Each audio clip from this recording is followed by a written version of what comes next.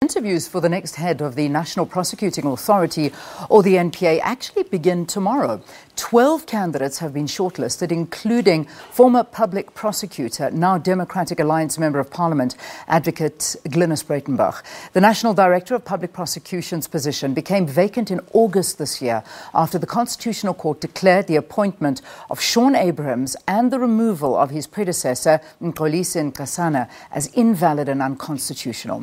To discuss this further, we're joined by Nicole Fritz. She's the Executive Officer at Freedom Under Law. Good to have you, Nicole. Welcome to Morning Live. Yeah, and thanks for having me. So, I mean, you've been very, very much so a part of this process and critical of how the National Prosecuting Authority has been run in the past few years, especially under Shaun Abrahams. That's we right. know that. Yeah. How has the road been going in and out of court and now finally seeing this position being filled again? Well, I mean, we're delighted. We were obviously delighted with the Constitutional Court judgment that ordered that there was a new National Director of Public Prosecutions to be appointed and gave the President 90 days to do so.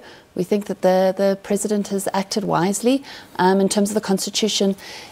He can exercise his discretion, his powers to appoint the NDPP.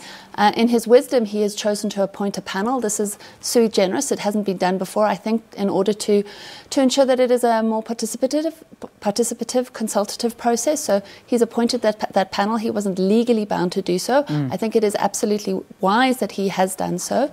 They obviously have produced a shortlist, and those candidates will be interviewed.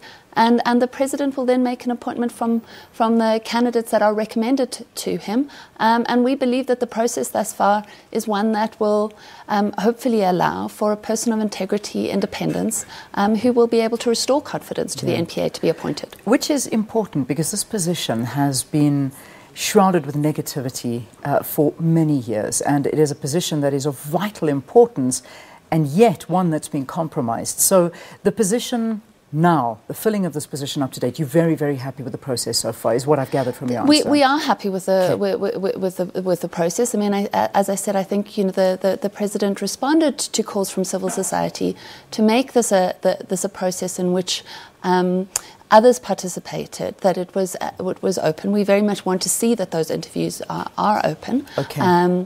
So yes, it is certainly an improvement on what was provided, and we think, as has been said, will allow for a restoration of confidence and stability to the National Prosecuting Authority. Let's talk about these interviews. They're about to start tomorrow, and yet we've got a case that's now going to be heard before the court. And this is, I know, Right to Know are taking this before the High Court, basically saying that they insist that holding the interviews in secret is unconstitutional and that they must be held in public. But when we say public, I think what they're asking for is at least 20 members of the media to be present to record and see all of this. Are you in agreement with us? Do you think that they should be public? Yes, absolutely. I mean, our Constitution is one which affords primacy to the idea of participative democracy, that persons are able to be involved.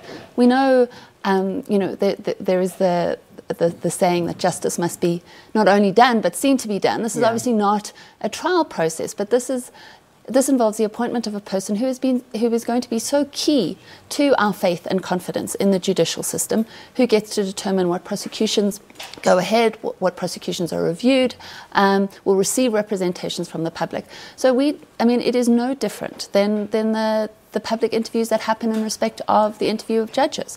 And we believe that it must be one in which the public is able to participate and see the process. Yeah, I mean, we know everybody citing the example of Mogoeng when we saw the interviews there, also the interview of the Public Protector, that was made public, broadcast to all of us to see. So this is an important moment which we'll see what the court decides and whether or not we will be able to see that tomorrow. So that's happening today.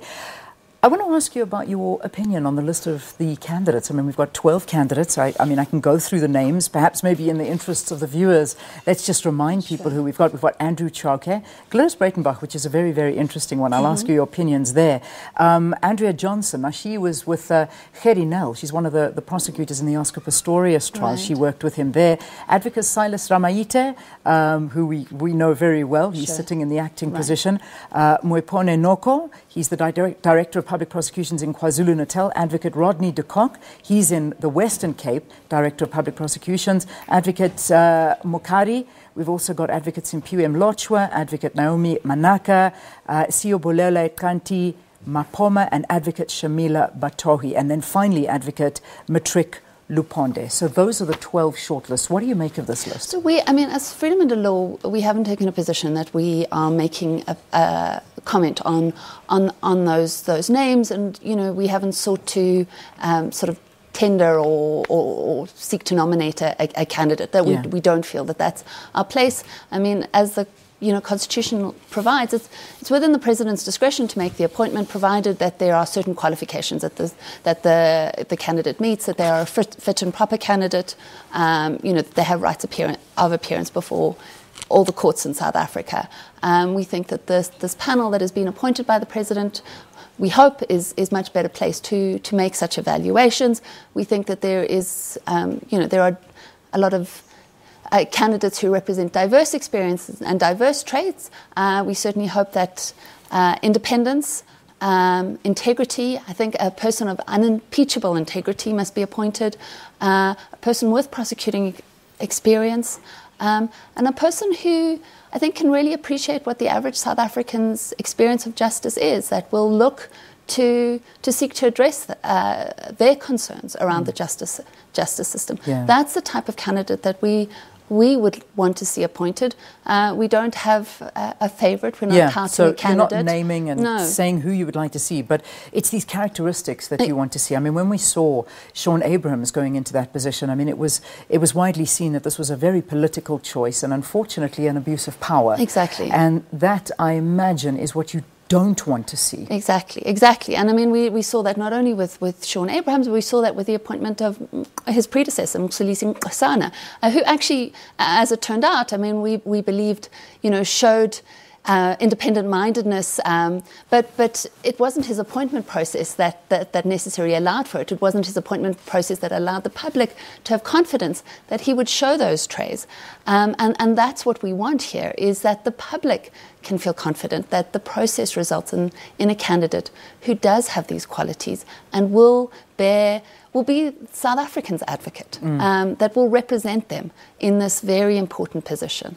You talk about Mxolisi Nxasana, and I want to just get an update on that, because we do know that he was asked to pay back that 17 million rand handshake. Then, of course, it was down to 10 million of what he had received after tax. Where are we with this in receiving the money? I have to say that that's an interaction that's happening between Mr. Nxasana and the state, and I don't know what is happening in respect of those negotiations. Yeah, but something that we hope we'll get a little bit of an update with, and a finalisation on all of this.